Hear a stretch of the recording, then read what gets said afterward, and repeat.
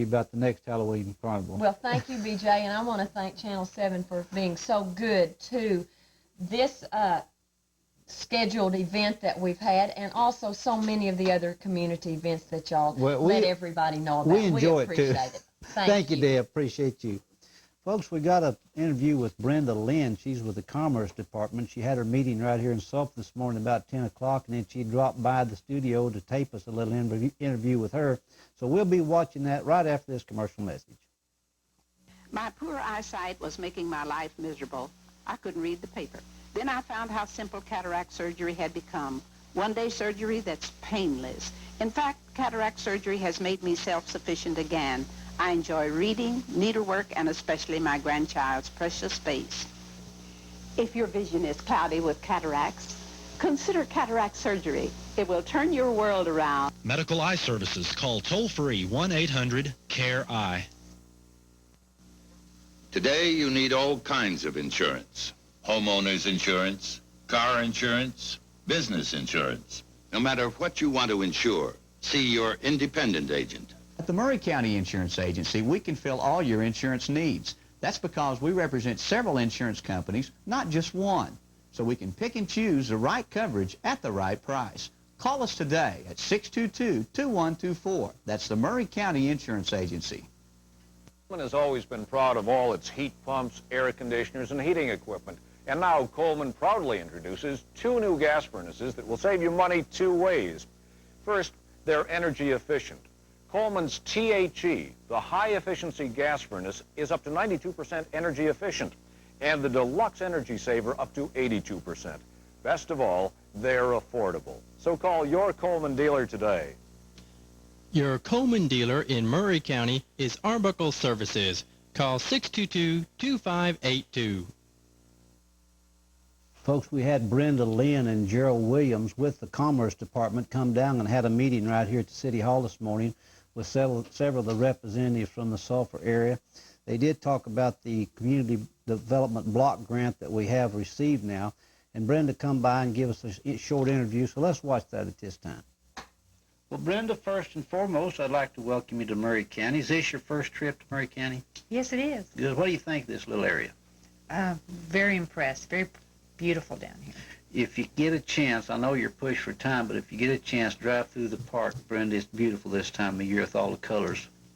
Maybe Mickey can take you down through. Well, when we toured the Target area, we did go by the entrance, so I did see a little bit of it. It was nice. Well, now you are with the Department of Commerce, Brenda. How long have you been with that organization? Well, I've been with them since August, so I am new. Very excited about working with the CDBG grant program. That's the Community Development Block Grant Program. And that's going to be your baby then. You'll be handling that, okay. Well, phases of it, the actual granting of the grants to the applicants and selecting who the grantees are. I'll be in charge of that phase of it. Good. Now, you tell me you're not new to the state. You've been with the Corporation Commission, was it? Yes, I was with the Corporation Commission for 6 years. And what did you do with those folks? Well, I was a part of their Energy Conservation Services division. We managed their federal energy grants. And those grants came with me from the commission, so I'm still working on those in addition to doing some of the Department of Commerce activities. Great. Well, where are you from, Brenda? What part of the country are you I'm from Oklahoma. I'm from Chakota. Chakota. I've been there several times. That's great. Well, now you're down today to help us with our grant. What come out of the meeting this morning? Well, Sulphur was a successful applicant for a CDBG grant. There were 148 applicants. We were only able to fund 36 of them because of the limited funds. So we were down today to visit about the budget and some of the particular details of the grant. Sulphur was successful in getting a $250,000 grant. Good, good. We need it. I guess Mickey told you about our sewer plant problem we've got, and we sure need to have to help Yes. of that thing. The project's a sewer project and a housing rehab project, combination. And you inspected the area today, didn't you, Brenda? Yes, we toured the area just to get a feel for it, and it certainly does look like an area that could use some help. Great. We're glad we can be of assistance. Good. When will you think that we might be seeing the grant then? Do you have any idea? Well, we're negotiating the final terms of the contract, and should be sometime the 1st of December. Well, that's wonderful. So I would say approximately within a month. How many cities in the state, Brenda, are actually going to boil down to actually getting the grant? Do you have that off the top of your head? There are 36. 36, yes. Okay. We had requests for 23 million, but we only had a little under 7 million to distribute in grants. Now that will be for this fiscal year? Yes. Okay, then next year we might be looking at some additional monies then? Probably. Good. We're expecting other funds. Good. Where do you go from here? Well, we go to Wapanucka, and we're going to talk to them about their grant. They were also a successful applicant. You tell me you don't do that much traveling, Brenda. It looks like with the job you're holding, you'd be visiting a lot of cities. You don't? Well, we have 5 other staff members, and they'll also be going out and doing visits, so I won't do them all. Split it up a little Right. bit. Well, Brenda, we know you're on a tight schedule, but we do appreciate you dropping by and enlightening us on the block grant that you're trying to help us with. Come back and see us anytime. I'd be glad to. Thank you very much. Thank you. We did get the grant, folks, so that's good news, and then we'll be giving you some additional information on that as time goes on, but we are off and running on that one. We got an interview with the city mayor this morning, Clark McLemore, and we'll be visiting with Clark right after this commercial message. Come and enjoy fine family dining at the Catfish Kitchen in Davis. Feast on fresh catfish fillets, fresh shucked oysters from Louisiana, and some of the best seafood you can get in southern Oklahoma. We take pride in our senior citizens with a 10% discount every day. That's the Catfish Kitchen, just 1 block north of the stoplight in Davis. There's something very lovely and real about Hannah. Elliot, don't! Lee, I'm in love with you. You mentioned to me yourself that you and Elliot were having some problems. We were having problems that are my business. It's a good thing we had a talented daughter. I can only hope that she was mine. I don't know if you remember me, but we had the worst night of my life together. Hannah and Her Sisters premieres Saturday, November 7th on HBO. Hi, Bob. New sandwich? Make me one. 3 kinds. Surprise me.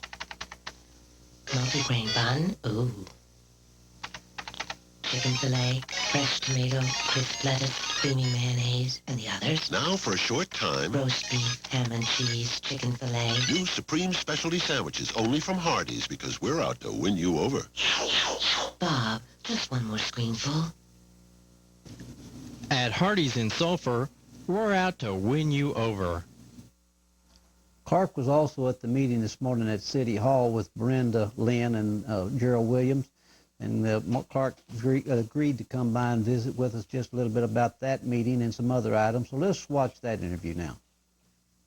Well, Mr. Mayor, welcome back to Channel 7. What's it been, about a month now since I've been visiting with you? Close to it, yeah. Seems like I get you in about every council meeting.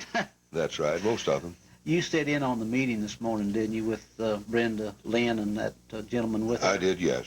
How did it sound to you, Clark? Well, it sounded very good. We do have the grant for sewer improvement and housing rehabilitation. Did you go with them on their inspecting Yes, I did. tour? What all did you look at this morning? Well, we looked at the area which was the target area on the housing rehabilitation along 12th Street, and a block either side. And then in that same general area, parts of the sewer that are to be redone. Great. Brought up to specifications, or up to par. She seemed like a very pleasant individual and very knowledgeable. She was very knowledgeable. Yeah. Well, Clark, let's visit about something now that's very important now that we got that block grant, is the sales tax coming up. How important is it going to be now to the city of Sulphur for us to get that sales tax renewed? It'll be very important. For example, to get this, the block grant, we pledged ourselves or committed to a part of the payment of the total project. And that is to be obtained through whatever means possible, the sales tax being the particular one. Also in other grants and other improvements, including the sewer project, which is not a matter of choice, it's a matter of necessity. Yeah. It is required, and there's nothing we can do but go ahead with it. We do need the sales tax for backup money to be able to get help in doing the project. You know, Clark, I was talking to Mrs. Lynn here over the phone a couple of days ago, and from what I understand, one city lost their block grant because they couldn't come up with that promissory figure that they had said they would contribute to the grant. That's right. They didn't actually lose it completely. They got to refile next year. Sure. And we don't know if the fund's going to be available next year or not. Well, that's what happened to us last year. We came up short on points. And the contribution of the city is one of the things that affects the point value. Now, Clark, under this, under the new election, the election with the amendments we're going to have on the 10th, it has been rolled into that new amendment now that we can use some of these monies for our wastewater plant, wasn't it? That's right. That is the major, about the only change really in the usage. It's still earmarked. Yeah. It's still for sewer, water, and road and street. But this made it possible to use that in providing our part of the sewer project money. Okay. Well, you know, it's very important then that the people understand just how important this election is for Sulphur's development, and especially for this new grant that we just got, isn't it? Right. It's very important. We have to get the money from somewhere. And this is the most equitable, we feel, in the different ways that are available. Yeah, because we get a lot of this paid for by tourists and people just traveling. Sure, that's right. Okay. Well, what else is going on that you can help us with? Mayor, anything in town? Well, just the usual run of business. We're trying to keep our head above water, and I hope that we're making some improvement in the streets and in the water and sewer situation, aside from the big projects which are required. Well, now, the street crew are out right now oiling and chipping, aren't they? That's right, yeah, yes. I thought it was. Good. The overlay project has been completed, and I think they did a real good job. Oh, man, I know they did. Without the sales tax money, we couldn't have done it. We might have been able to do a little patching, and that's about the extent of it. If people want to see some of their tax dollars that's been spent, let them drive around the courthouse. It's a beautiful job over there. Really great. That's right, and it goes into the neighborhoods as well. Different parts of town got different parts of the project. 9th Street's a good classic example. It was getting so bad down there, Clark, that people was trying to dodge the potholes and were going to be hitting kids if it wasn't careful. True. So that's a good True. lesson. The parts of town that haven't gotten their share yet are one of the things that we're looking at in the future. We've got to have some money to be able to do anything at all. Sure. To upgrade what we have and to build some new things, we've got to have some money available to do it on our own or to enable us to get grants. And that's very important. And I didn't realize how important that was, but if you don't have the little money to get things started, those grant people won't even talk to you, will they? That's right. Well, and everything is expensive nowadays. Oh, we know that. Yeah. This is not a new tax. It's just an extension of a tax that we've had for some time. And I think if people look around, they'll see the progress that we've made in usage of this tax money. Okay, well, it's very important, and that election is on the 10th right here in Sulphur. That's right, and I think it'd be wise to point out that the main thing is to get out and vote. Right. Whether you're for it or against it, register your desire by voting, and we hope that it will be for it, for our benefit, for the benefit of the city, for all concerned. Yeah, and for an economical development in the future, we need it bad, don't we? We certainly do. Well, Clark, we appreciate you coming in. Hope you get feeling better, doggone it. Thank you, BJ. I hope so, too. Thank you for coming in, though. Thank you. Folks, we've had 2 new bridges built here in Murray County in the near future. There's one of them's built and one of them's being built up north of town. We got one 4 miles north of Jim's Quick Stop, and it's getting near completion. We have had the one 4 miles south and 1 mile east of 177 that is built, completed. We showed you some shots of that here recently. The bridge that you're looking at now is 2 miles north of the Fair Barn, and then back west about 1/4 mile. That one is just being started. They started Friday night. As you can see here, they've got the old bridge lifted out and getting the dirt work done. They'll start laying their forms now, and then they'll start laying concrete in the near future. They say 90 days now we'll have a new bridge at this location. The Hub Construction Company out of Boswell, Oklahoma, is doing the construction. They'll have different number of people in here all during the 90 days. Like I was out here Saturday and there wasn't anybody there, but they started back this morning now. There'll be a pretty good crew in here for about another week, and then it dwindles down to where the carpenters will be there by themselves for a while as they're building their forms and getting ready to do all their side work. But they do have a lot of equipment right there now, and they are started, so we'll have another new bridge in Murray County, and that'll be within about 3 months, depending on the bad weather. If it turns off bad, naturally they can't get in there and do that work with that heavy equipment. Folks, we had a music show over at Davis Friday night, or Thursday night. The Davis Music Show was conducted there in the auditorium. They had a real good turnout. So let's listen to a little bit of this music at this time.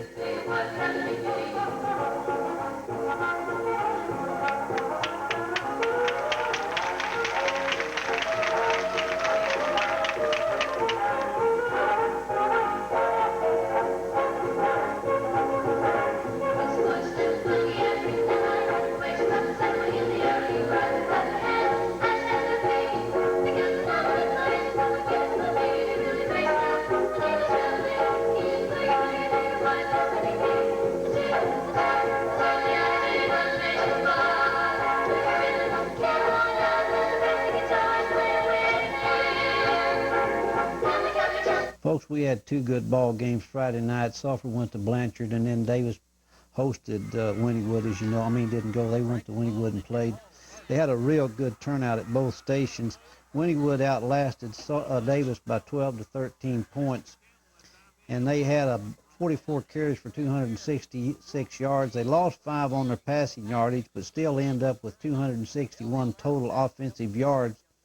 To the Davis, they carried it 35 times for 86 yards, and they had 44 yards passing, which comes down to 130. Wynnewood was penalized quite a bit. They got 7 for 62. Davis got 1 for 10. That brings up a very important meeting now Friday night. Davis will be hosting Velma-Alma, and that will be for the second place, and that also goes with the hometown advantage in the playoffs. So it's a very good must game again for Davis Friday night. The Sulphur Bulldogs traveled over to Blanchard, and Lynn Marshall had another good night. He rushed for 123 yards, scored 1 touchdown as they beat Blanchard 20-0. Sulphur had the ball 49 times for 322 yards, 36 yards passing, which brought their total offense up to 358. And then the Blanchard boys carried it for 26 times, made 34 yards, 39 passing for a total of 73. The one thing that hurt Sulphur in this ball game was 12 penalties for 130 yards. And one of the touchdowns Sulphur made was called back because there was a penalty, and then they got 2 penalties at that time, which put them out of range. And then once before that, they had a touchdown or a drive going. They got down real close and got a couple of penalties, which set them back. So they had a hard luck on the penalties that night. Let me let you know how they fared now. On the 3A, Broken Bow lost to Idabel, so that moves Pauls Valley up to number 1 in the 3A, it looks like. We'll know in just a couple of days whether they do, but it looks like they probably will. In the 2A, Davis lost to Wynnewood. Kingston defeated Wewoka 42-0, so more than likely Kingston will come out ahead in the 2A. The Sulphur team will be playing Marlow Friday, and that's another must game now. Marlow is the same record, so whoever wins the Marlow-Sulphur game will also get home field advantage. So we've got 2 very important ball games coming up Friday night right here in Murray County.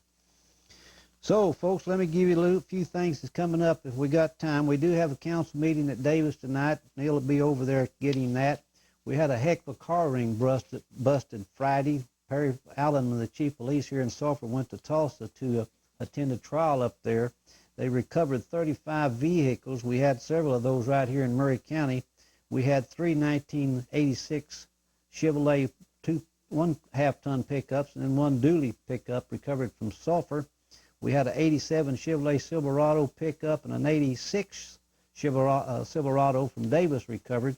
They had, like I say, 35 in all. They had 81, there was an 81 vehicle, an 83 vehicle, and the rest of that 35 was all 85, 86, and 87 vehicles. David Moore from Pauls Valley was arrested, pleaded guilty to 2 counts. He received 5 years for the first count, 3 years for the second count, which is going to wind up 8 years total. He was also asked to restitution in the amount of $227,500. The other individual was Mark Roberts from Glenpool. That's a little community up by Tulsa. He got 5 years and 4 years, 4.5 years, but he did get some suspended sentence because he turned state evidence. And then Benny Webb from Glenpool was the other individual. He got 5 years suspended sentence. Judge Cook was the presiding judge over that, and U.S. Attorney Depew was the attorney that was trying that. I understand there's 5 other individuals in on that car ring, and will be in custody before long. We'll be keeping you posted on all the outcome of that. On October the 12th now, between 10 and 2, we're going to have a little outing at the Chickasaw Motor Inn. It's a Brownies recognition dinner. Sonny Bright and Danny Hilliard will be presiding on that, so if you possibly can, turn out and see some of the recognition that those Brownies get for all the hard work they do all during the year. ESPN will not be televising the OSU and OU game now. They've decided to go with Alabama and North Carolina. Therefore, the kickoff for that game will be at 1 p.m. on November the 7th. The only people that will be televising it will be a Tulsa paid TV channel, and you have to buy the whole package to be able to see that. So it will not be publicized. We've been hoping to bring you some good news today on that, but it didn't materialize. We are having a bus driving school right here in Sulphur. It will last tonight through Friday. It starts at 6 p.m. at the high school cafeteria. If you'd like to get involved in that and learn how to drive a bus for one of the school systems, this is a golden opportunity. It doesn't come this way very often, so this will be a wonderful time to learn that. We will be having a cheerleaders clinic also here in Sulphur on Wednesday, November the 4th. That will be at 3:10 p.m. at the Armory right here in Sulphur. All school-aged children are invited, and the cost is $7 per person. Folks, that's about all the time we have for today. So for Channel 7 News, wait a minute, we're going to close with some Halloween shots from the Davis School. I might add that this is a BNPW Carnival over there. I did not get the winners yet from Judy Fox over there. She was the parade chairman, and Charlie Ayers was the parade marshal.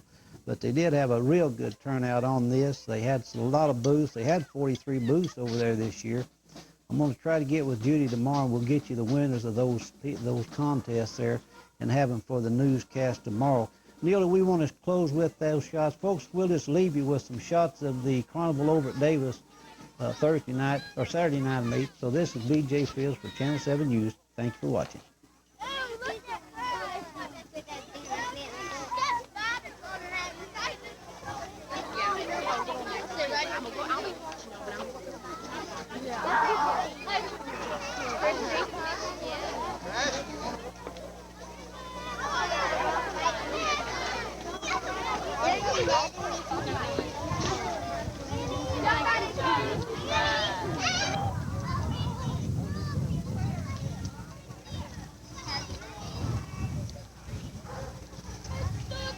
Grandma, get our...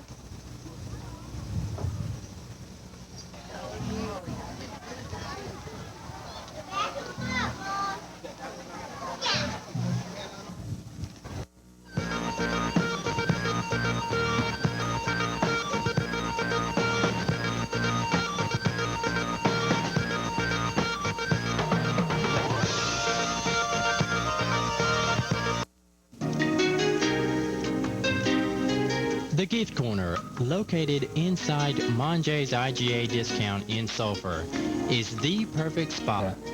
That has supported the improvements. Okay, now Mitch, when they got through fixing your water lines, I think you said Muskogee, 8th, 9th, and 10th. Right.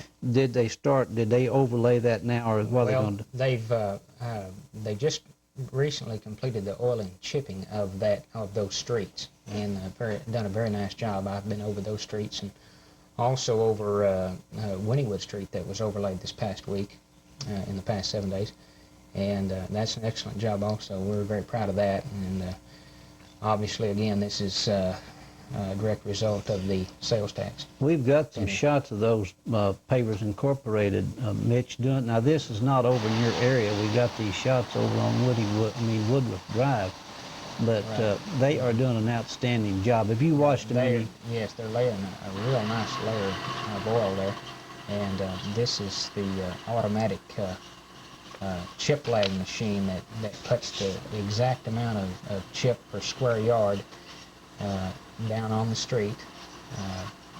It's very efficient, and they have a 9-wheel roller comes behind this machine and packs the gravel, the chat into that oil base, and gets a real effective oil and chip product. Is that the packer there that you... That's it right okay. there. That's the packer. They run up and down that thing several times with that machine and gives a real nice effect. It's not overlaid, but it's as close as you can get, and obviously it's not as expensive. And in areas where we haven't completed waterline repairs, where we might have to go back and dig that street up again to make water repairs, it's just not economically feasible to overlay a street with expensive overlay and then have to go dig it up. Well, I can see that. I'm sure anybody can. You know, I was talking to Bob Woodale at your office a while ago, and it looked like to me that they were laying a little bit thicker layer, and he said they were this year. And I think it's all because of this new machine they've got in it. The mechanized machinery. You can see the equipment there in the photos or on the tape, and that's sophisticated machinery, and it does a nice job. And we're proud that this company has that equipment. You know, I think they're taking a lot of pride in their work too, Mitch, and that's going to help a lot. I think Bob is overseeing that. Done a good job, and of course, Bob being a sulfurite. He's interested in doing a good job for his community. Yeah. And I'm proud of that. Oh, I am too. In fact, like I say, we were talking with him a while ago, and you can tell he's got a lot of pride in what he's doing. Appreciate it. He really was. Well, Mitch, all of these things now that you and I have been talking about was brought on by this 1-cent sales tax, and now it's up for re-election on the 10th. What can you tell us about that? Well, the first thing that I'd like to comment on is that to make people aware that it's not an additional penny tax. It's a continuation of the penny we voted on 5 years ago. Mm-hmm. And it had a time limit on it, and it's about to expire. We're now in the midst of a project to build a new wastewater treatment plant. The Oklahoma Department of Health has essentially condemned our old one. They've mandated that we either repair it, rehabilitate the old machinery, or build a completely new plant. And the cost, after analyzing the availability of EPA grants, we've discovered in our research that it would cost about the same to build a new one as to rehabilitate the old one, in the neighborhood of $400,000 to $500,000 in actual cost to the community to do either one. And so obviously, if you can get a new plant for the same cost as repairing the old one, seems like the thing to do is to go with the new one. Sure. We've got the land out there anyway. Right. We already have the property, and the new project will entail new technology, and the EPA is very high on that and have given us a priority listing. And so our chances of getting the grant are very good. However, our share will have to be financed some way. This $450,000 or $500,000, regardless of whether we rehabilitate or rebuild a new plant or build a new plant, will have to come from somewhere. And we're either going to get it through sewer rates. We're going to have to either pass revenue bonds and put it on ad valorem taxes, or we'll get it through this penny sales tax. And this penny sales tax is earmarked. It can't go for salaries. It can't go for the administration or anything like that. It's got to go for the things stated in the on the ballot. The things, and we've added that the only difference in this ballot and the old one is that this one says we can spend that money or to buy or help pay for a new plant, or repair a new plant, the old plant, to rehabilitate or to pay for a new facility. And otherwise, it really isn't that much different than what we voted on before. And also, it would be an indefinite tax. It wouldn't have a time limit on it, because any financing that we did at this point, we would be talking about a 20-year payout or a 25-year payout, depending on which route we took for financing. Well, you know, also we might add there, Mitch, if it is voted in and it's indefinite, there could still be an election and withdraw it later on if it come to that. So it's not locked in. Yeah, citizens can always recall any tax. Sure. And just like they can recall a councilman. Nothing's for sure. Yeah. Nothing's. You know, Mitch, one thing about our sewer plant that a lot of people don't know, and the EPA and the State Health Department have been watching us real closely, and we could be fined a lot of money if we don't correct that thing. They could start levying a fine on us daily, and if we didn't comply with their rules and regulations. They certainly can. They have been very easy with it. Cooperative in that respect. We've shown good faith in the fact that we're building the stormwater retention lagoon. It's under construction right now. I'm proud to see that begin. Oh yeah. Hopefully it'll be completed in the next 60 to 90 days, and that will give us a little room to operate until a new plant can be constructed. It'll take about 18 months to get the new plant online once we begin, anywhere from 12 to 18 months. But the stormwater retention lagoon gives us some working room. It'll make the facility that we now have, which is falling apart almost daily, an opportunity to operate efficiently for a few more months and keep us within the guidelines and our water quality. Sure. And keep us from being washed out by heavy rains, which we know we'll have in the next few months. We always have. And the State Board of Health, the Oklahoma Department of Health, were explicit in their letter that we maintain water quality even though we have a new plant under construction. They're not going to let us fall off on our water quality just because we're working on a new plant. They were explicit about that, and so we're going to. The city employees out at the plant have worked virtually day and night to keep that thing in shape. They worked on broken motors and broken aerators and the clarifiers. They've had trouble with everything the last 60 and the days. catwalks is falling apart. They're trying to rebuild those. Catwalks for safety. The old plant's just not safe. No, the guys can't even go out there and work. Well, Mitch, I know it's very important on this sales tax, but there's one other thing that I think you mentioned, the fact that 50% of this, or around 50% of this tax, is paid for by tourists and in-transit people anyway. So it'd be actually the best way for us to go. I think that it's obvious that about 5 or 6 months of the year, we have a large volume of out-of-town people that come here to visit our park and our lake and other things in this vicinity, and they do spend a lot of money in the community, and obviously some of that's going to go right into our 1 cent city sales tax for this purpose, and so we're getting a little bit on we're getting a little bit of freebies here. And like you said before, it's got to come from somewhere, and this looks like the easiest way. If it doesn't come from this, then the city will. We have no choice, no matter. The health department said we're going to do something. We're going to rehabilitate the old one or build a new one. Yeah. And we're going to pay for it some way. One way or another. So, and I think this is about as fair a method as any. And if the tourists can help us out, we'll let it be, huh? Yeah. Well, Mick, we appreciate you coming in. I know you went to a meeting today, and we appreciate you taking time out to drop by. I appreciate y'all inviting me. Well, thank you, Mitch. Appreciate you very much. Folks, we talked to you the other day about that big car theft ring that we broke here recently. In fact, Perry Allen, the chief of police of the city of Sulphur, went up there Friday for that case. We got Perry in the studio with us today. He's going to be talking about that right after this commercial message. My poor eyesight was making my life miserable. I couldn't read the paper. Then I found how simple cataract surgery had become. One-day surgery that's painless. In fact, cataract surgery has made me self-sufficient again.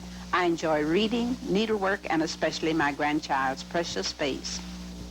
If your vision is cloudy with cataracts, consider cataract surgery. It will turn your world around. Medical eye services. Call toll-free 1-800-CARE-EYE. Mayo's Office Supply in Sulphur has everything under the sun for your office supply needs. such as Smith Corona electronic typewriters, Sharp calculators, Southwestern Bell phones, Minolta and Ricoh copiers, and most important, a complete service department. We also have quick print service for all your business form needs. We have stationery, cards, gifts, party supplies, and Grumbacher art supplies, all under one roof. Mayo's Office Supply in Sulphur. They're coming to a Hardee's near you. The stars of Hardee's Cinnamon and Raisin Biscuits. And now, when you buy any 2 Rise and Shine biscuits or any dessert, you can get a cool California raisin for only 99 cents. There's 4 in all, a new one each week. Get your California raisins at Hardee's. Another way we're out to win you over. At Hardee's in Sulphur, we're out to win you over. Folks, the Sulphur City Police Department, along with some other agencies, recovered 35 vehicles. They've been doing this over quite a long time, but Perry did travel to Tulsa last Friday to attend the trial on those youngsters they arrested. So let's visit with Perry just a little bit. Perry, first of all, I've had a few people, after I broke this Monday, I had a few people wanting to know how your leads come by. Did the Crime Stoppers help you, for instance, or just how did it all work about? Give us a little background of the investigation. Okay, BJ, this thing took place. They stole 3 trucks off of Wayne Edison back October 22nd of 1986. About 2 days later, we had 2 witnesses come in, and they had talked with some people out there at that time, and they felt like they were up to something that night and didn't know exactly what it was. These 2 witnesses give us composite drawings of the people that were involved in it. There were 7 of them. We then sent the composite drawings off to different police departments. We got a detective out of McAllister called us and told us that he identified 3 of them, he thought, and that's where we went and started. At McAllister? At McAllister. Well, now you got Pauls Valley involved, Perry. Where did they come into the picture? Well, Pauls Valley had been working on this problem. They've been losing trucks for almost a year before ours came up missing. They had lost approximately 11 or 12 vehicles. Looked like probably the same people were doing theirs that did ours. Well, now I know Davis and Sulphur and Pauls Valley, McAllister. What other little cities were they hitting that you know of around here? BJ, during our investigation, we found a map at a residence that one of the people that was involved in this, and this map had several different towns. I think there was about 19 or 20 of them that had vehicles stolen. Every town that had new vehicles stolen off of Chevrolet dealership lots. Of course, they did take vehicles also from individuals. If they were new vehicles and good vehicles, they would take those also. But most of theirs come off new Chevrolet dealerships. They were sticking with General Motor vehicles, wasn't they? Yes, sir. Everything we found was General Motors, pickup trucks, 4-wheel drives, dualies, Chevrolet vans, Jaguars, Corvettes. We didn't find any other products other than those. Okay. You know, you and I were talking, I think it was Saturday morning about this, and you had got some figures on the prices of some of those vehicles. How much money are we actually talking about, Perry, on this 35 vehicles? About how many dollars are we talking about? We looked it up in one of those car dealer books, and I mean, we just took the first price it gave us. We didn't give any for any extras or anything. All the vehicles they stole were loaded. But just the first price we came to, and we did 35 of them, and come up like $337,000, which that's very, very conservative. Yeah. We had, $25,000 dually pickups that we put a price on of $10,000. Mm-hmm. So about half, what they would really sell for. So it'd be safe to say y'all recovered over $500,000 worth of vehicles, then, didn't you? Yeah, I think you could say that. Okay. Now, another question that was asked, what happens to the vehicles now, Perry? Where do they go from here? Okay, they all went back to the insurance companies. I believe Wayne Edison did get one of his back and resell it. but the rest of them went to the insurance companies themselves, and they'll sell them at a insurance auction. Okay.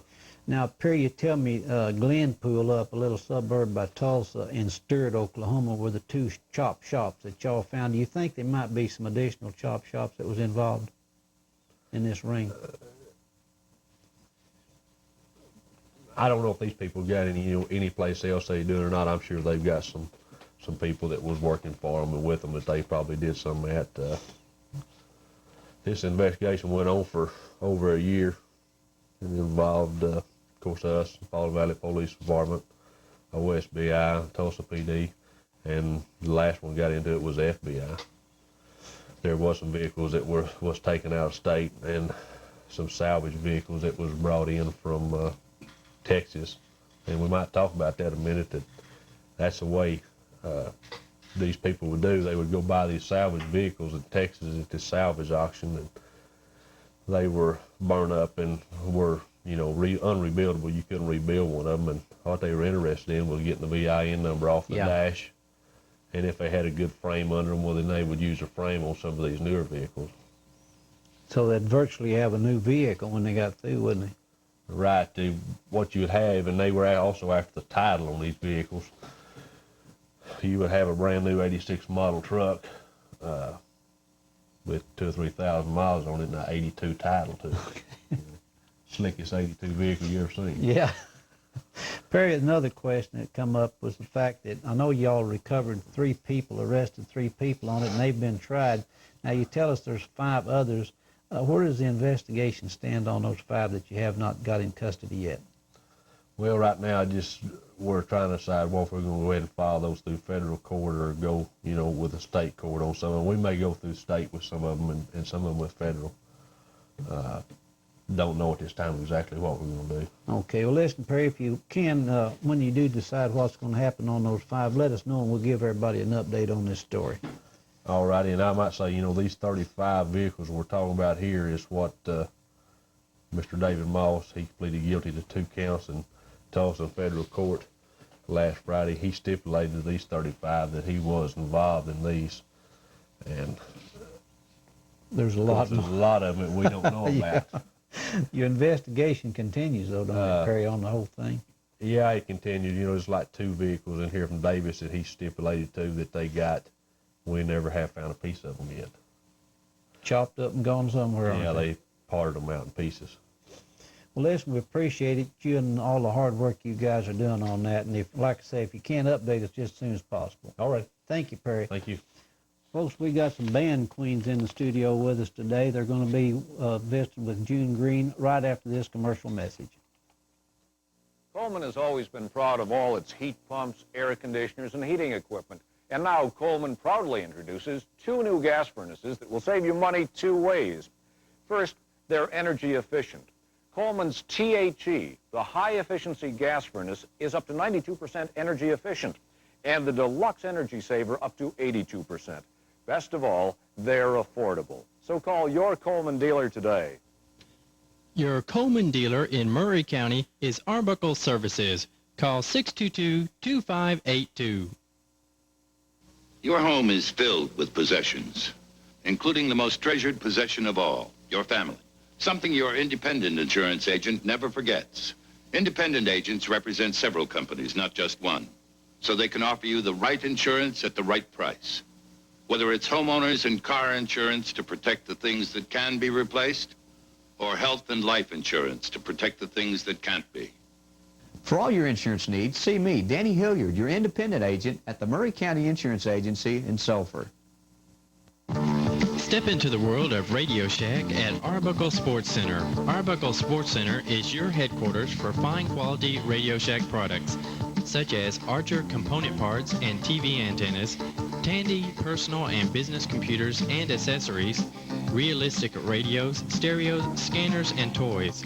Tandy, Archer, and Realistic are just some of the name brand items you'll find at Arbuckle Sports Center, your Radio Shack headquarters just east of Davis.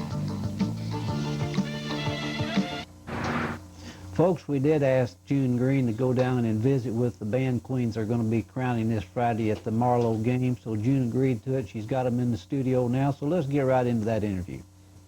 Okay, thank you, BJ. We have 3 girls, and they are LaTanya Nanny, and Teresa Bondurant, and Camilla Lindsay. And these girls are going to give us some information about the coronation. And Teresa, can you tell me what night that the coronation is going to take place? It's going to be Friday night at 7 before the football game. Friday night at 7. And so this will be pre-game. Okay. Can you tell me who's going to be playing? Marlowe and Sulphur. We start right here. You tell me what grade you're in and how long you've been in band. Okay, I'm a senior at Sulphur High, and I've been in band for 6 years. Okay. What about you? I'm a junior at Sulphur, and I've been in band 5 years. Okay. I'm a senior at Sulphur, and I've been in band 1 year at Sulphur and 5 years at another school. Okay, so you came to us from somewhere else. Okay, and I understand you did too? You came from Tulsa, right? Yes.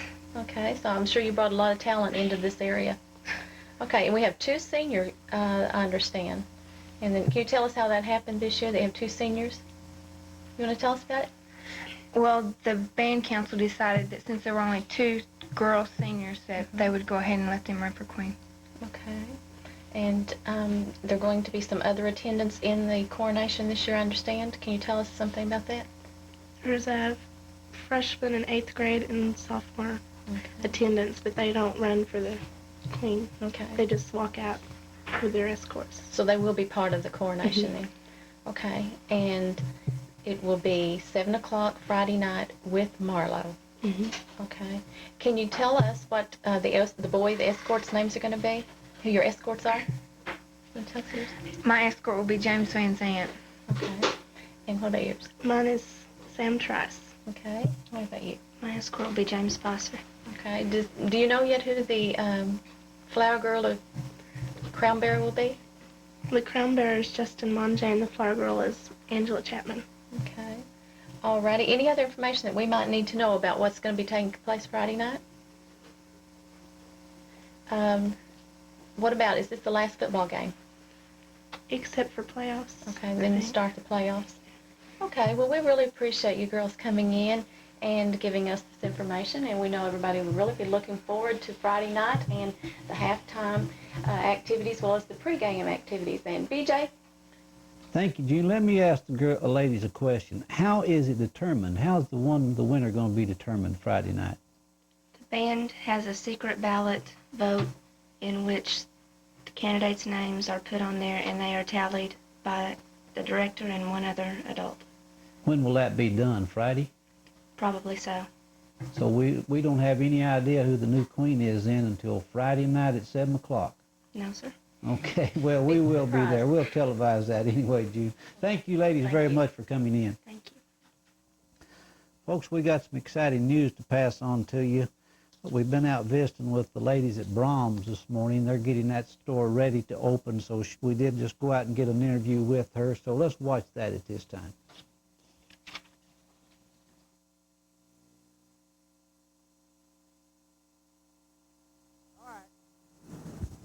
Boy, if I'm smiling today, sports fans, it's just because I'm out here torn between 2 roses.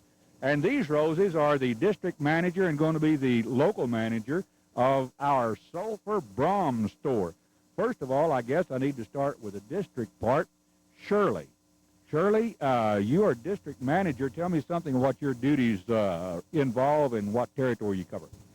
Right now I have 15 stores with the company, and I have stores in Texas and Oklahoma, and I travel around. We open brand new stores, and my job is seeing that the management teams are hired and that the people are trained and ready to run a Brahms store. Great, Shirley. Now, where is home for you? I live between Sherman and Bonham, Texas, in a little town called Savoy. Hey, I know exactly where Savoy is. All right. Well, we're glad to have you here in Sulphur. Now then, introduce me to this lady over here. Okay, this is my manager of this store here in Sulphur. She formerly worked at the store in Pauls Valley. She's worked with the company approximately 2 years, and her name is Jenny Roden. Jeannie. Jeannie or Jenny? Jenny. All right, now, I have been stopping at the store in Falls Valley. I mean, in fact, when I go to Oklahoma City on I-35, my car, just like an old horse, turns in. Sure. That's a great store, and you've been doing a great job. All right, we're glad to have you in Sulphur. I'm very glad to be here. Are you going to move over here and live with us? Well, I live east of Wynnewood, so I'm going to make a short trip here every day. A short trip every day. Okay. Well, you know, being a Methodist preacher, I was going to try to get my invitation in early. Well, great. All right, you're invited anytime you're in town on Sunday. That. All right. Okay, Jenny, tell me something about your, now you've been with the Pauls Valley store. How long have you worked with the company? Is this your second store, first store? What's your experience? Okay, I started in Pauls Valley about 2 years ago and have been their assistant manager for a year, and got to learn a lot of neat things and work with a lot of neat people, and I have an opportunity to start here and going to see what I can accomplish at the Sulphur store. All right. Well, we're glad to have you here with us, Jenny. Now, Shirley, you being a regional manager, let me ask you a question that's on the hearts of all Murray Countyans. When are we going to be able to get some Brahms ice cream? We are probably going to open Saturday. If everything goes correctly, we will be open Saturday for the people of Sulphur. Oh, that's great. I tell you what, Joe Taylor and I have already said that when y'all open, both of us are going to sell our stove and icebox. That's great. That is great. Okay, tell me, now there's been some problems, and we visited a little earlier this morning, but Mr. Brahm discovered a couple of discrepancies in the new system, as I understand it, in a couple of stores that you'd already opened. And rather than opening and closing and all that, he just decided to wait. Can you kind of tell us a little bit in a nutshell about what the problem has been? Well, this store will have computer registers, and the system that we had in the store was the third one in the company. And since this store had not opened, we had found that the system was not the right way for a Brahm store. So Mr. Brahm has come up with a better way of service, and this store here in Sulphur will be the first store with this type system. So we will be learning, just like the kids, to make our customers better service, and it will be better on the employees. Okay, Jenny, now the store over at Pauls Valley is great. This is a little larger store, isn't it? It certainly is, but we're going to accommodate lots more customers. About how many people can you seat in here? 90. About 90 people. Room for everybody to sit down and enjoy an ice cream. Right. And a good Brahms hamburger. Sure. All right. Well, I tell you what, I'm one of your favorite fans, and BJ over there just sitting over here licking his lips. We can hardly wait. All right, now, you say Saturday, but talking earlier, you said it might be up kind of later in the day. It could possibly be closer to 11, 12 o'clock, but we're going to try to be open at 8 o'clock Saturday morning. All right, sports fans. Hey, you heard it first right here on Channel 7, and if you're as anxious as I am, I just start about daylight sometime Saturday and keep coming by because they're going to be open. Right, Jenny? That's right. All right, Shirley and Jenny, thank you, and we're excited for you. Thank you. God bless. The Big O with Channel 7 News. Looks like the long-awaited opening, folks, will be this Saturday, and Shirley said it would be early Saturday morning if possible. If not, they'd be open around 11. They're getting all their equipment in right now. We got to go through the store. It's looking real nice in there. We'll try to get out and get some shots later on this week so you can see exactly how that store is shaping up. Uniroyal is going to be cutting some jobs, folks, some 323 jobs nationwide. They'll be cutting 29 of those over at the Ardmore plant. At the present time, there's about 2,000 people working there at the plant in Ardmore. They say most cuts will be on the management and staff people, and they're doing that today. They're making a plan, so by probably this weekend, we'll know exactly who is going to be losing their job. Some of those might be transferring out, but they will be cutting this plant by 29 people.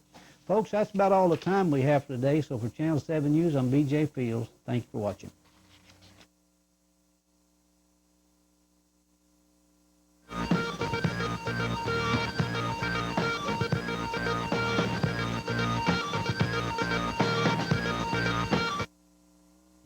The Oklahoma Public Employees Association is a lobbyist organization that represents state employees for over 200 different agencies across the state of Oklahoma. Our primary goal is to ensure that the concerns of state employees are being represented at the state capitol. My goal, I am the Assistant Director for Membership Development, is to go out there and try to get state employees to become involved in our effort. We're strong believers that if state employees unite and work together, there's not anything that we can't accomplish.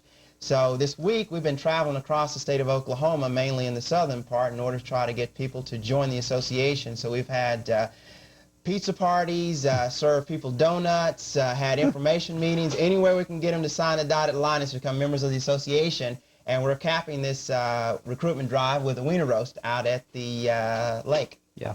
Now, you tell me that you're 9,000 strong. That's correct. But how have you done this week? Have you done a better job than you thought, for instance? We really have. When we originally had started the recruitment drive, our goal was to recruit 40 members a week. And we've been doing this for 7 weeks now, and we're over 900 members. And if everything goes well, this week is going to be another good week. So far, we have netted 62 new members, and we feel real positive about that. And you got 10 new ones out the VA Center Got today. 10 new ones out the VA Center, and we're going to be going out to the Department of Transportation Maintenance Barn, and our goal is to possibly pick up a couple more. Good, okay. Gary, tell us a little bit about the association headquarters. How many active members or full-time members do you have? We have currently right now probably about 9,000 active members within the association. We're based out of Oklahoma City.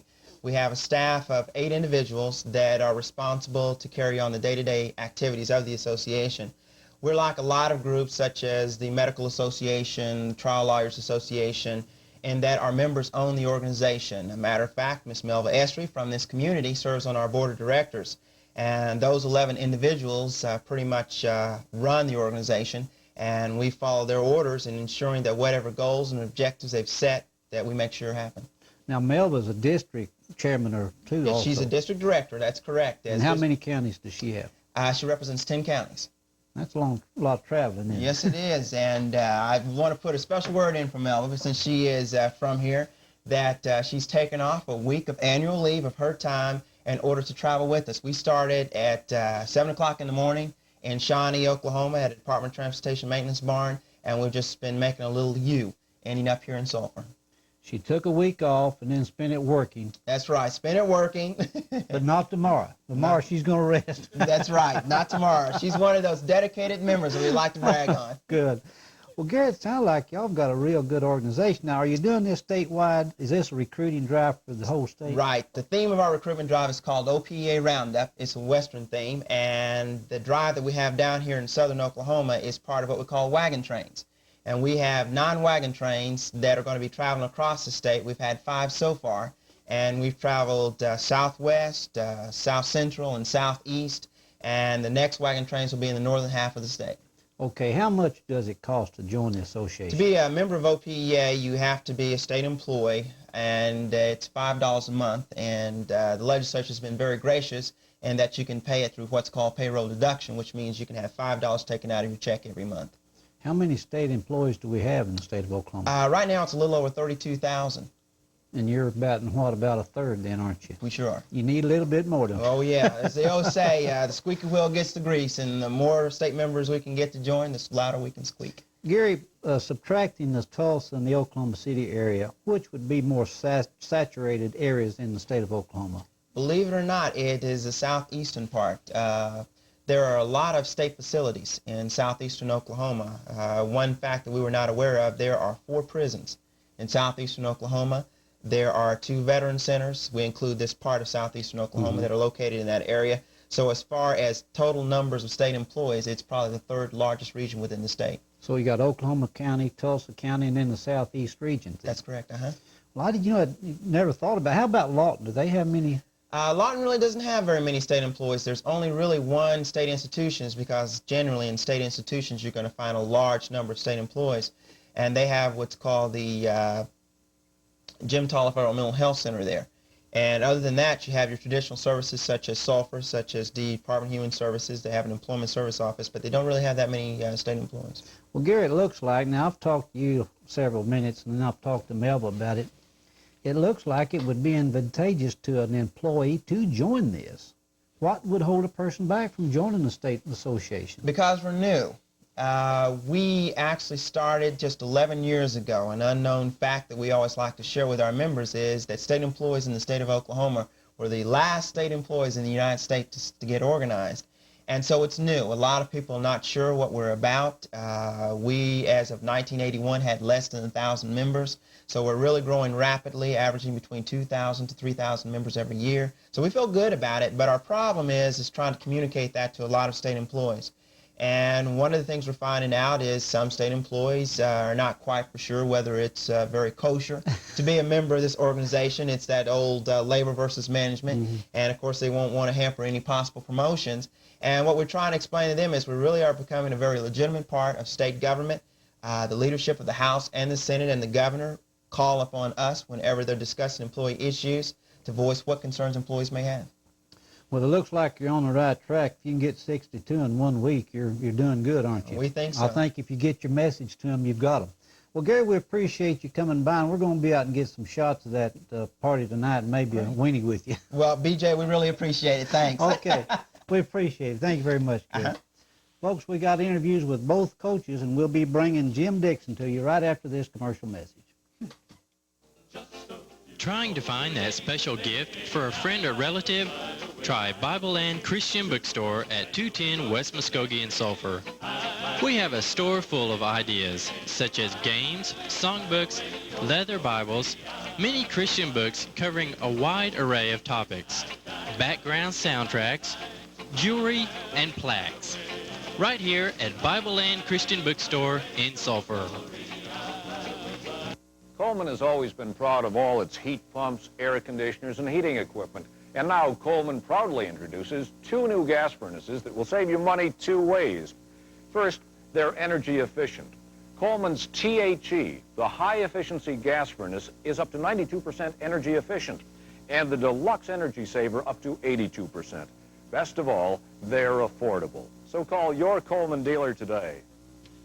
Your Coleman dealer in Murray County is Arbuckle Services. Call 622-2582. Coming soon on Showtime.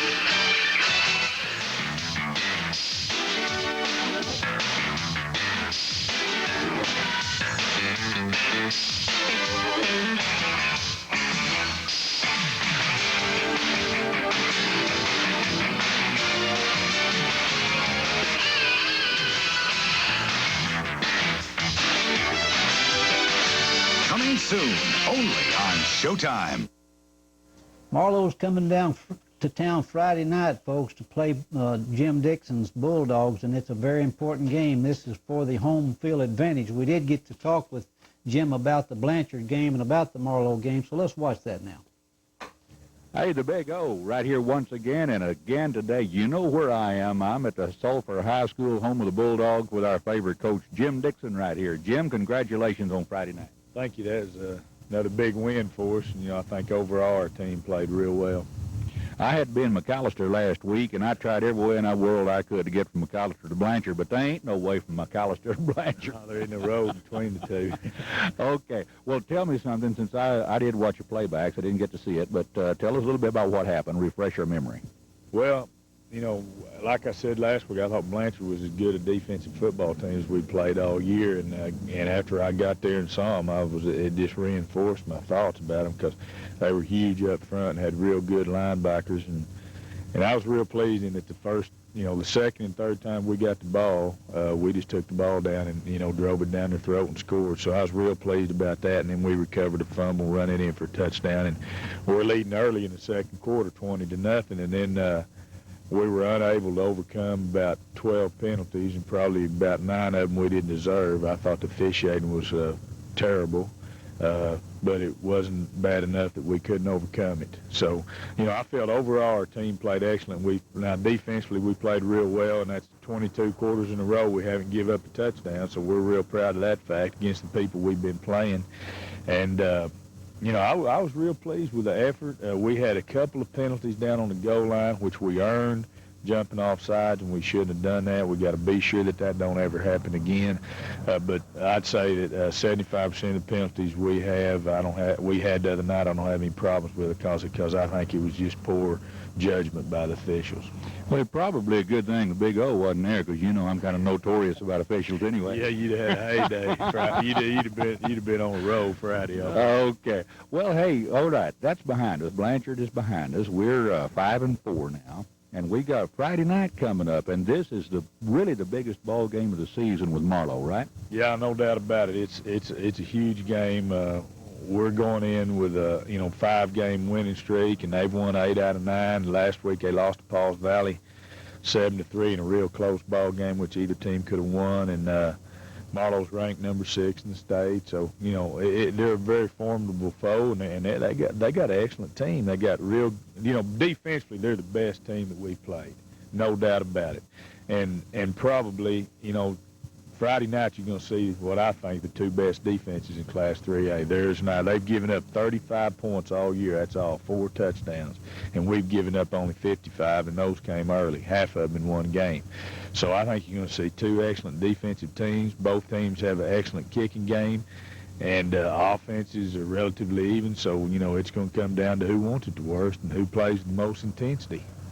Well, I know that last Friday night, just to make a point about things that can happen, back down southeast Oklahoma, Broken Bow was rated about number 2, and they went over to play Idabel. But I know Ray Hall. I watched him coach for about 6 years, and Idabel knocked off Broken Bow 14-7. And so, hey, just because somebody's rated up there pretty high doesn't mean that they're unbeatable. No, there's, like I said, like we've been talking, I think this year Class 3A is wide open. I don't think there's one dominant team. I think there's 15 to 20 teams that have a shot at winning it. I really do. And Sulphur's one of them. I hope so.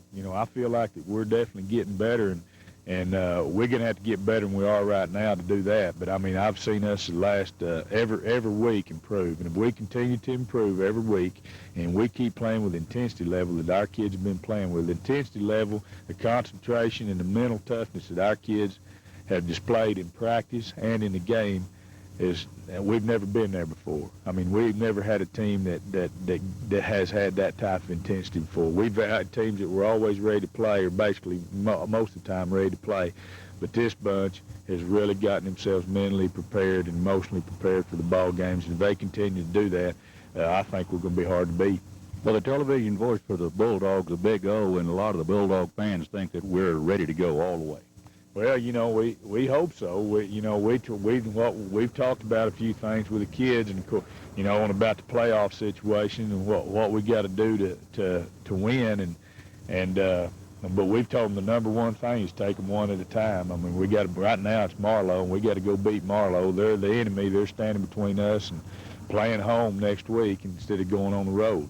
Okay, now we're going to be out there, and all you fans out there get here, because as I say every week, it makes a difference when you're in the fans cheering those boys, and they see you up there and applauding. It makes them want to play a little harder and put out a little more. Yeah, Friday night is the biggest game of the year for our kids, and it's supposed to be real nice weather. It's supposed to be in the upper 60s or 70s Friday, and clear weather. There isn't any excuse. Everybody needs to come in. Well, last home game it was raining and our crowd was down. But this week is supposed to be real pretty, and I tell you what, this is a big game to our kids. Right now, we've won 5 in a row. We've shut out 4 out of the last 5 teams. Well, and none of them scored a touchdown on us. And our kids have got a lot of confidence, and we've got momentum on our side. And we need this game to keep all those factors going, and to keep us going, and to get us going hard into the playoffs with a lot of momentum. So I think a big crowd would really help decide the game. I really think so, too. Folks, let's get out here. Hey, let's fill this stadium up and let's run it over. You think OU and OSU is a big one. It don't even compare to this one that's coming up right here in Sulphur this coming Friday night. Okay, now, when we get through Friday night and when we do not allow a touchdown to be scored against us, that'll give us, we're looking at trying to make it 26 quarters in a row. Yeah, that's right, 26 in a row. And of course, you could possibly get beat if you let them get a field goal and you didn't score. But I don't see us not scoring. Even though this is the best defensive team we've played, we're going to have to go put some points on the board to win. But if we shut them down like we've been doing, and it looks good, and it looks like we'll be playing at home next week in the playoffs, which is very important. Okay, sports fans. Now, there's a lot of reasons that you need to be in these stands up here this coming Friday night. One of them is, of course, we're playing for the home field advantage, that the coach has said. Another reason is we're going for 26 quarters in a row without a touchdown being scored. That's something we can be proud of and we can brag about. But the bottom line is, the very bottom line is that our kids need you to be there to support them. You bet. Marlowe's a big rivalry, too. Our kids have played them all through middle school and junior high and high school, and I think our kids are really looking forward to the game. And, it's a bit, like I said, it's a big, big game, and the more people there, the more support we got, I really believe it pumps old kid up, and he reaches down there and gets a little something that ain't there sometimes. Okay, friends, that's it. Coach Dixon and the Big O right here. We're going to look for you Friday night. Let's get out and support the Bulldogs. 7:30, Friday night, right here, Bulldog Stadium. Very important game here Friday night at Sulphur, and we don't have to slight that one at Davis. Davis and Velma-Elma. And Velma-Elma is bringing in a 5-1 record for the district and an 8-1 record for the whole year, so they're going to be a tough ball game to beat. We talked to Mickey Hoy about the Wynnewood loss and then the Velma-Elma game. We'll be showing you that right after this commercial message. Arbuckle Sports Center is your key to boating at its best. Come see us for Evinrude and Mercury outboard motors to go on Recruiser, Ranger, Glastron, Chaot, and Invader boats. We have a complete 5-bay service center that will keep you up and running. Keep atop of the waves on O'Brien and Conelli skis. Stop by Arbuckle Sports Center for complete hunting and fishing supplies, plus snapper lawnmowers. Arbuckle Sports Center, just east of Davis. Convenience at its best. Never before has so much technology been applied to the marriage of meat and bun. You can cut the time it takes to make a burger. Shoes and convertible You can cut the time it takes to cook one. hamburgers. And in the end, you can cut the heart right out of a burger. All in the name of good business. Well, at Hardee's, we put a little extra care into each hamburger we serve so we can make this cut in the name of good taste. Because at Hardee's, we're out to win you over. At Hardee's in Sulphur, we're out to win you over. Telecommunications, it's rapidly changing around us. Harmon Cable Communications, serving Sulphur and Davis, is keeping up with these changes. Harmon Cable brings it all home to you with services like HBO, Showtime, the Disney Channel, the Nashville Network, ESPN Sports, the Discovery Channel, CNN News, Fox Broadcasting, WTBS, and many others. Take the advantage with Harmon Cable Communications by calling 622-2575 or 369-2659.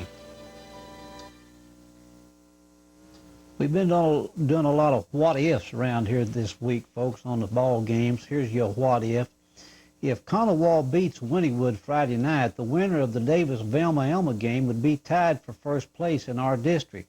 So that's another what-if. Mick and Big O talks a little bit about some what-ifs in this interview, so let's watch it now. Hello again, sports fans. A Big O, and today I'm over here with one of my favorite people, Mickey Hoy, the coach of the Davis Wolves. Coach, let's talk a little bit about last Friday night before we get to the coming game this week. The winning streak came to an end, and we all hated to see that, but I guess we kind of know deep in our hearts someday it's going to happen, but still it's kind of sad to see it, the streak end. Well, I think some folks placed more emphasis on that than we did. We played well, and that's far more important than winning streaks and so forth. And if you don't play well, you're not going to have winning streaks. Sometimes you play well and you still get beat, but at least you can walk off the field knowing that you did the best you could. And I think our kids played very hard Friday night. Well, that's one of the reasons this guy's one of my favorite people. I like your philosophy. Okay, now, Wynnewood then is in the driver's seat probably as far as district championship, but Davis is still playing this week for number 2 spot in the district, plus you're playing for home field advantage, right? That's right. We would certainly like to play at home. Before the season started, we set out a list of objectives we wanted to accomplish, and one of the first objectives we wanted to accomplish was to make the playoffs, and we did that a couple of weeks ago, so we scratched that one off. The second objective is to play at home, which means occupying one of the top 2 spots in our district, and we have an opportunity to do that this Friday night. And, of course, being district champion comes in there someplace, but that's secondary to getting into the playoffs, and all the ratings and all the other hoopla, that all goes to the wayside here in another week, because that doesn't mean anything once you get in the playoffs. Well, that's a fact, because there's a lot of good teams up there, and in our opinion, Davis is right up amongst the top, and you still got a shot at going all the way again this year if you just, like you say, play well. That's right, and we intend to do that. Well, I bet you do, if I know you, your coaches, and your kids. Okay, you got Velma Alma this week. What are you looking for? They throw the ball a lot, and they've been averaging about 23 points a game on offense. They've had some injuries to different people on their team, but they are still a highly capable football team. One of their backs, Roy Testerman, ran for 305 yards last week against Velma Alma. They are well coached. They run a neat little trapping game, and combined with offensive sets that spread you out all over the field, and they make you play. They make you defend the ball. Okay, so how are you fixed as far as injuries are concerned? The Wolves pretty healthy? We're in good shape. Yes, we are. We're very good. Okay, let's speculate a little bit. I know that you don't like to do this, and we're not looking beyond this Friday night, because this Friday night's number one. But now, okay, let's speculate. Okay, when we win, okay, I'm going to put it that way. When we win Friday night, okay, we win Friday night, then what happens in the first round of the playoffs? Who are we looking at coming here? Okay, let's, if we want to play a little what if, and let's assume that we do win and we've gained the home field advantage. It looks at this point that we would play either Colgate or Holdenville at our place, and that, of course, could change depending upon what happens Friday night over in their district. But that's what it looks like at this point. Okay, then I'm not really up on how many home field advantages we have. What if you keep on winning at home? Do you get to play another game at home, or when do you have to go away? Okay, the home field is determined by a number of different criteria during the playoffs, and the first one being if you did not host a playoff game and you won, that is that you played on the road, well, you then are to receive a home field advantage or a home field game the next week. Okay, so if we were to go on the road and win, we would come back and play at home. We're guaranteed a home game, unless the team we're playing also won away from home. Then you have two teams who both played away from home, and they go to a number on the bracket. Each of the brackets are numbered, and if you fall on an odd-numbered bracket in an odd-numbered year, then you host the playoff round. This is an odd year, so it would be advantageous to come out on an odd-numbered bracket. Then if you were tied with somebody on home field advantage, then you would host the game. If you come out on an even-numbered bracket and you're tied with somebody, of course, you're going to go away again. That's how that works. Is that clear? Well, almost, but it's clearer than I've ever known it before. Coach, we sure wish you the very best of luck this week. And what now? Just like I keep saying all the time, it makes a difference when the fans are in the stands rooting for the team. You know, the kids put out a little better. They know the people are behind them. So we're asking Davis Wolves to be here like they always are, make some noise, and let the kids know they're with them. I can promise you that is never a problem in Davis America. Our folks turn out. They support our kids 100%, and our kids know that. I think there's a love affair between our fans and our kids that make our kids want to do well on Friday night, and our fans appreciate them, whether they win or whether they lose. And that sure makes it nice in your community when you get that kind of relationship going. It sure does. So what time is kickoff? Remind us one more time. 7:30. And it's going to be right here at home. Right, Parents' Night. We have 57 members out on our squad right now, counting our freshmen that have come in. And each one of them are going to have a parent or a relative or a good friend or someone who is available that they care about, that are going to escort them onto the field and be introduced prior to the game. And there may be more people on the field than there are on the stands. We don't really care about that. That's always a proud night for parents and a fun time for kids too. Well, I'm sure that it is. It was my privilege to be over here last year when you had your parents' night, and that's one of the most impressive ceremonies and things I've seen. And you're to be commended on the school is on recognizing the parents and their players. I know it is a proud night. Well, we certainly couldn't have players without parents, could we? There you go. Okay, Coach Hoy and all your coaches and the Wolves, we're going to be pulling for you not only Friday night, but all the way to state. And God bless. We'll catch you later. Sports fans, it's a Friday night. It's important. Be here. Folks, we got an important meeting coming up next Tuesday, November the 10th at 7 p.m. at the high school cafeteria. It will be on AIDS prevention education. We're going to go over a little bit today on this newscast because we got an interview with Dr. Rocky Talley from Davis, and he talks about AIDS a little bit. So let's watch that interview now. We got Dr. Talley with us this morning from Davis, and we're going to be visiting a little bit about AIDS in conjunction with the program coming up over to high school cafeteria here in Sulphur. It'll be on November the 10th at 7 p.m. Doc, since we visited last about the AIDS situation, I know there have been some new developments and some things that you can enlighten us on and bring us up to date on. Would you do that before we get into the question and answer period? Well, BJ, I think the last time we talked, mainly it was focused on modes of transmission of the disease and number of cases, and a little bit about new drugs and treatments that are on the horizon. Really, the spread of the disease and the number of new cases is staying pretty much with what was predicted. As we talked just a minute ago, if I remember my figures correctly, by January of this year there were 100 cases in Oklahoma, and now there's about 180 or in that vicinity, which is pretty much right on line with what was predicted, that the number of cases would double each year. Nationwide, there are close to 40 or 45,000 cases of confirmed AIDS. Now, the number of persons infected with the virus that don't have the full-blown disease AIDS is estimated to be possibly as high as 1.5 to 2 million people nationwide. So there's a large percentage of people who are at risk to develop AIDS that we may not even know about. Well, now, is it doubling nationwide too? Just about.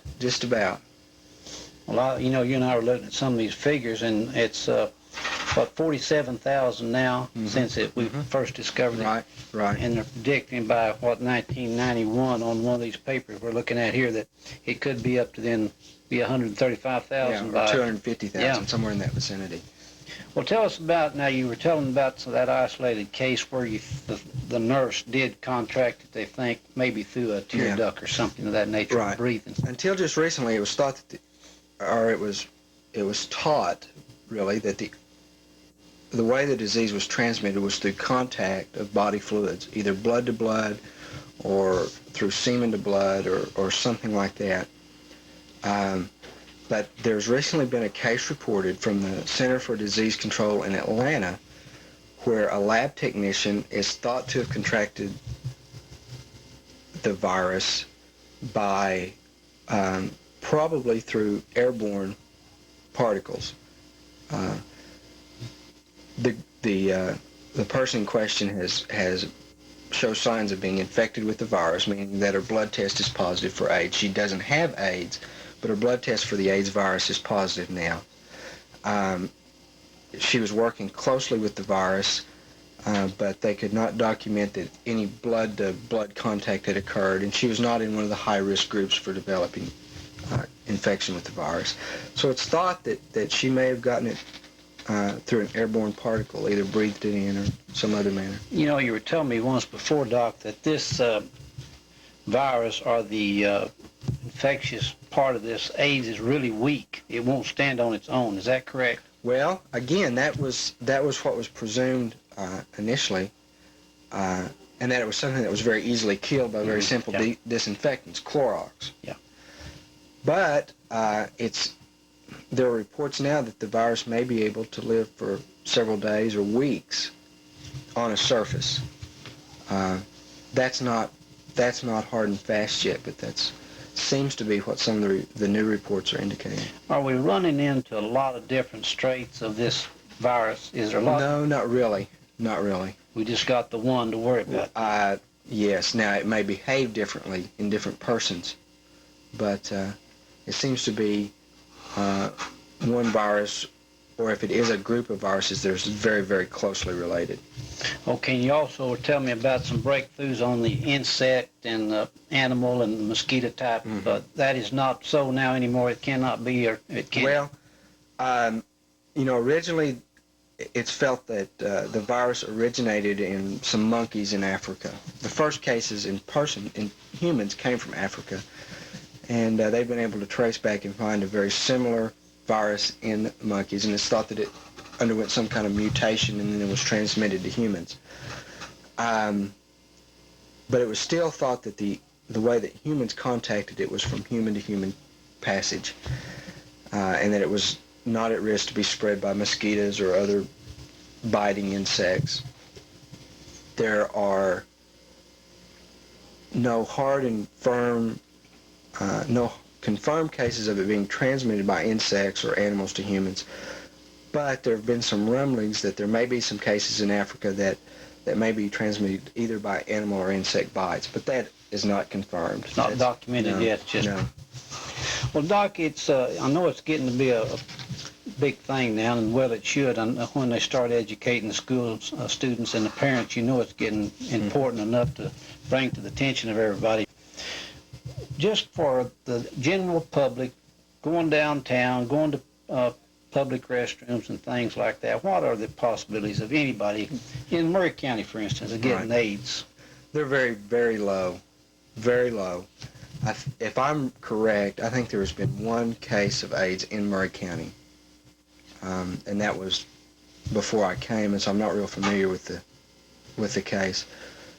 But this is not a county that has a great concentration of homosexual men like you would find in larger cities.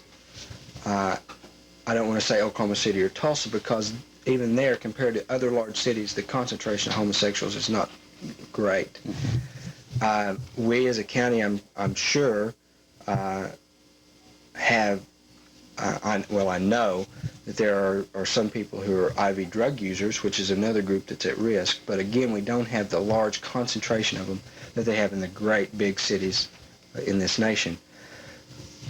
So the incidence of the disease in this county is very low. The incidence and the infection likewise would be very low, so the chances of it being spread is going to be even lower. The chances of getting it from just casual contact are very, very minimal. Very minimal. Slim to none then. Right, right. If you'd asked me 3 months ago, I would have said none. I don't think you can say now that it's absolutely zero with some of the new things that are coming out, but it's still very, very slim. Well, what are the high risk? You keep hearing the high risk areas and the high risk people. Who are those, okay, Dr. Talley? The areas in the country that have the highest concentration are New York City, San Francisco, Miami, Florida, a city in New Jersey. I want to say Newark, but I'm not sure about that. In Los Angeles. That's because that's where a large percentage of homosexuals are concentrated, a large percentage of other promiscuous people live, and a large number of IV drug users live. And those are the groups that are at the highest risk, especially homosexual men, IV drug users, and other persons who are very promiscuous sexually. Mm-hmm. Doc, it's getting to the point now that it looks like the federal government is the only one that's going to be big enough to handle this. Is there any plans on the drawing board to start putting federal clinics around over the United States, or what is the plans to combat it? Yeah, that's obviously been proposed, and as you and I were talking, I don't know of any hard and fast plans right now. We may see the day sometime, though, where persons with AIDS are all treated in large reference centers. That may turn out to be very economically feasible for the simple fact that the hospitals could be equipped and outfitted with all the precautions and all the treatment modalities necessary, and you'd have a very specialized, well-trained staff who continually cared for those persons. Specializing only in AIDS. Right. Give us a ballpark figure. How much do you think we're spending right now on one AIDS patient? I think it's about $110,000 to $130,000 per person right now. Is there there's no insurance available, is there, for something like that? No. Now, persons who have insurance when they contract their disease, I'm sure legally that that insurance company is under some obligation to go ahead and bear some of the brunt of the expense. But persons who don't have insurance when they get it, they're not going to be able to get it. I know a lot of the insurance companies now, if you apply for a large life insurance policy, are starting to require AIDS testing in the blood. When I applied for my life insurance just recently, I had to have an AIDS test.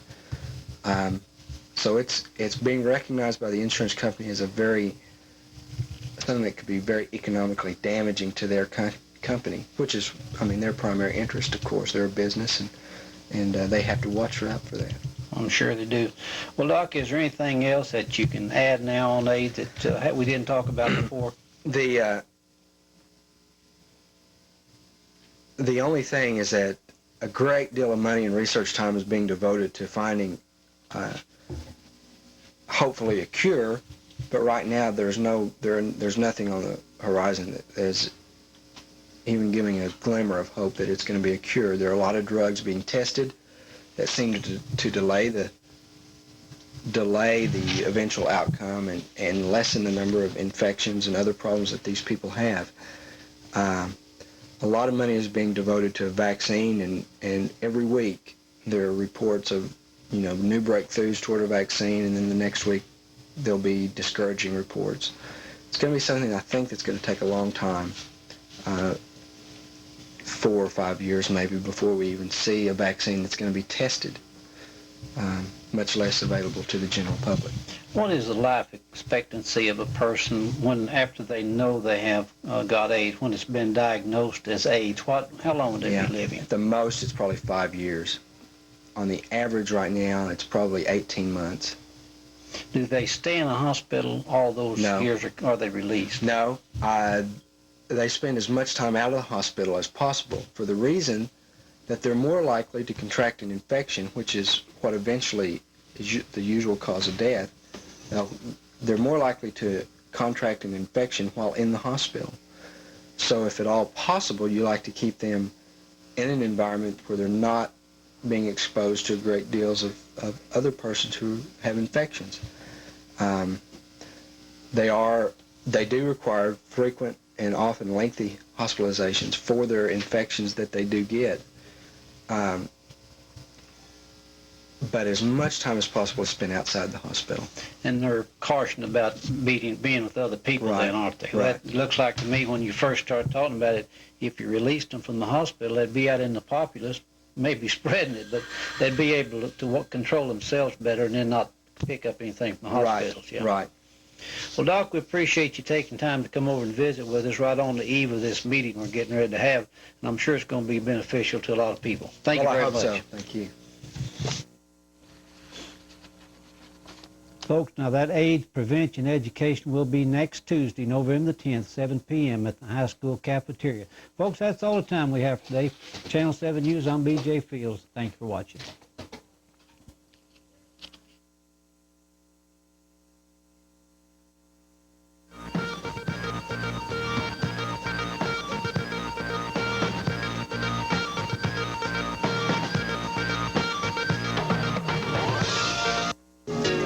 Cooper Auto Stores of Sulphur and Davis announced the arrival of the new Hoover Double Duty Wet Dry Handbag. It's here, it's new, and it's fantastic. At Hoover, we keep making it better. Visit with them just a little bit.